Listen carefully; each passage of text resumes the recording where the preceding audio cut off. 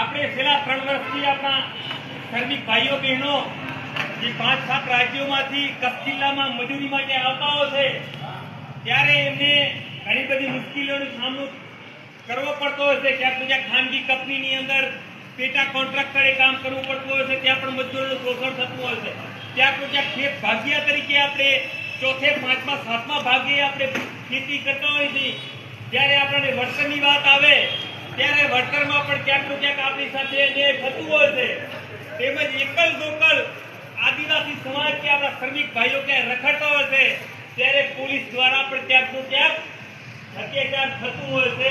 એમના બાઈકો ડિટેન કરવા, એમની સાથે દુર્વ્યવહાર કરવું, ક્યાંક કોઈ પણ જગ્યાએ કામ આપણે કરતા હોય ત્યારે એક જાણે આપણે દેશના નાગરિક નહીં પણ બહારથી આવેલા કોક વિદેશથી આવેલા વ્યક્તિઓ એવો વર્તન થતું હોય છે. દેશમાં એક ભારત મારો દેશ છે, બધા ભાઈઓ મારા ભાઈ બહેન છે, એ નીતિ નથી રહેતી ક્યાંક. ત્યારે આપણે ખાસ કરીને 3 વર્ષના અનુભવોના આધારે ખેત ભાગ્યા સાથે ક્યાંક મહિલાના છેડતીના બનાવો પણ સામે આવતા હોય છે. ક્યાંક હમણાં 3 કિસ્સા સામે આવ્યા હતા દિનેશભાઈ. ઇન્સ્ટાગ્રામની અંદર આપણી બેન દીકરીને ખોટી રીતે અમુક લોકો દ્વારા જે વિડીયો વાયરલ કરવામાં આવ્યા છે, એટલે એમને પણ એક વખત અહેસાસ કરાવી દઈ નહીં કે તમે જે હરકતો કરો છો ને એ હરકતોનું મુંહ તોડ જવાબ દેતા અમને આવડે છે.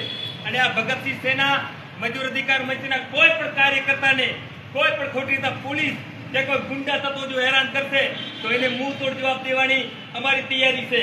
તમામ રીતે જે ભાષામાં જવાબ માંગશે એ ભાષામાં અમે જવાબ દેશું. કેમ કે આ સંગઠન ભગતસિંહના વિચારધારા ઉપર હાલે છે.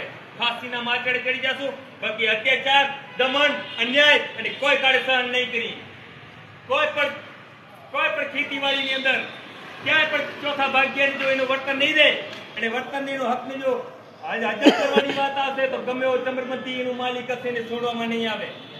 અને આપણી બેન દીકરીઓની કોઈ પણ ખોટી રીતે ઇન્સ્ટાની અંદર કે ખોટી રીતે ક્યાંય ખેતી કરે એના માટે પણ આપણે આ સંગઠન લડવા માટેની કટિબદ્ધ